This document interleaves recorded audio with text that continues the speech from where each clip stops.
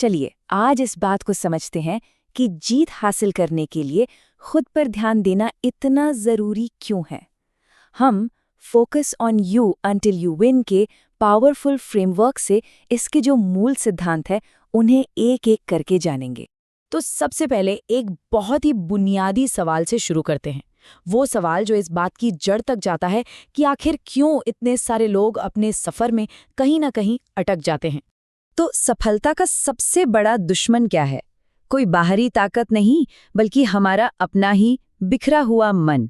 जी हाँ, ध्यान का भटकना ही वो सबसे बड़ी रुकावट है जो रास्ते में खड़ी होती है। तो फिर वो जीतने वाली मानसिकता बनाई कैसे जाए?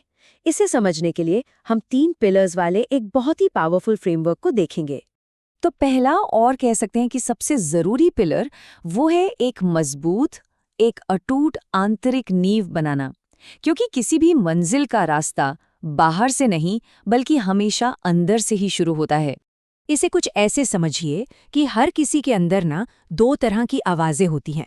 एक आवाज होती है जो हार मान लेती है, जो हमेशा दूसरों से तुलना करती रहती है, और एक दूसरी आवाज भी होती है जो हर हार को एक सबक बनाती है और अपनी तरक्की पर ध्यान देती है। जीत बस इसी बात पर निर्भर करती है कि हम चुनते किसे हैं। देखिए, आत्म मूल्य ही वो शुरुआती बिंदु है। बाहर से पहचान तो बाद में मिलती है, पहले अंदर से यकीन आना जरूरी है। बात सीधी सी है, दुनिया आपको तब पहचानना शुरू करती है जब आप खुद को पहचानते हैं। अच्छा, जब ये नींव मजबूत हो जाए तब आता है दूसरा कदम। ये पिलर हैं रणनीति और फोकस के बारे में।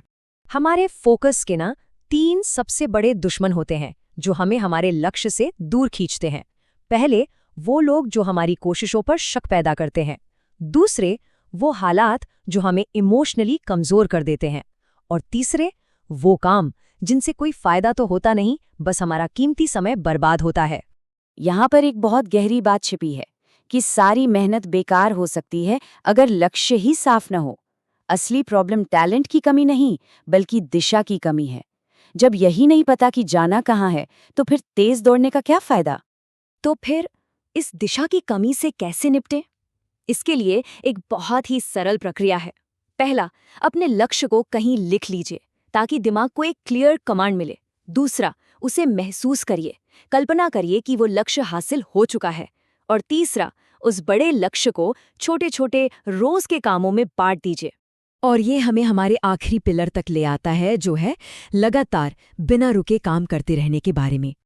ये जो बहाने होते ना, जैसे टाइम नहीं है या पैसे नहीं है, ये असल में हैं क्या? ये सिर्फ हमारे ही बनाए हुए बैरियर हैं। ये वो दीवारें हैं जो हम खुद अपनी सफलता के रास्ते में खड़ी कर लेते हैं। तो यहाँ पर एक बहुत ज़रूरी बात समझनी होगी। जिस पल कोई इंसान एक्शन लेना शुरू कर देता है ना, डर अपने आप कम होने लगता है। जब तक इंसान बैठा सोचता रहता है, डर बढ़ता है, लेकिन पहला कदम उठाते ही डर टूटने लगता है। और इसी सोच के साथ फेलियर कोई रुकावट नहीं रह जाता, बल्कि सीखने की प्रक्रिया का एक बहुत ज़रूरी हिस्सा बन जाता है। याद रखें, असफलता कोई दुश्मन नहीं बल्कि सबसे बड़ा टीचर है। एक विनर की जो मानसिकता होती है वो गिरने से बचने की नहीं होती, वो होती है हर बार पहले से ज्यादा तेजी से और समझदारी से उठने की।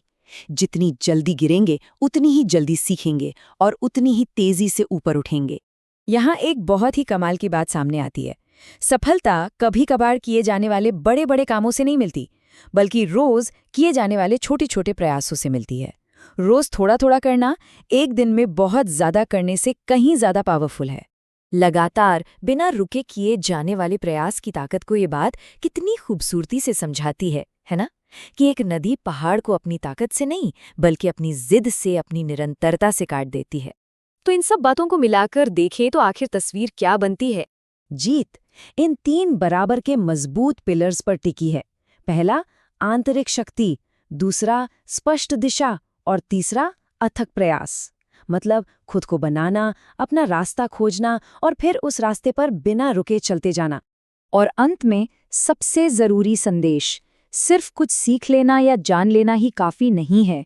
जो कुछ भी सीखा है उसे लागू करना सबसे जरूरी है, क्योंकि ज्ञान ताकत तभी बनता है जब उसे इस्तेमाल किया जाता है। तो अब सवाल यही बचता है कि इस ज्ञान को शक्ति में बदलने के लिए वो पहला कदम क्या होगा।